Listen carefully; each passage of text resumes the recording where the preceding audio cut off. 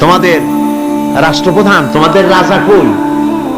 সাহাবায়ে কেরাম জবাব দিলেন, আমাদের জন্য কোনো রাজা হয় না, বাল্লানা আমির, আমাদের জন্য একজন আমির হন। সে আমির হচ্ছেন ওমরে ফারুক রাদিয়াল্লাহু তাআলা আনহু। গোয়েন্দা বিভাগের প্রধান বললেন, আমি তার সঙ্গে দেখা করতে চাই, তার সিংহাসন কই?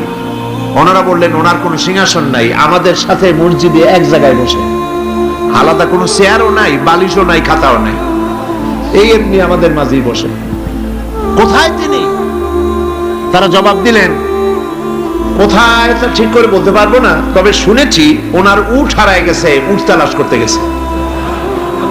গোয়েন্দা বিভাগের প্রধান তো আকাশতে পড়ার কায়দা, কয় কি উট হারায় গেছে? তোমাদের তো চাকরি কারো থাকার কথা না, তোমরা কও উট হারায় গেছে আর উট তালাশ করতে গেছে। আমিরুল মুমিনিন, অর্ধেকটা পৃথিবী দখলকারী যিনি প্রেসিডেন্ট, সারা দুনিয়া কাঁপে, যার নাম শুনিয়া উট হারায় গেছে, তালাশ করতে গেছে, আশ্চর্য কথা, কয় কি?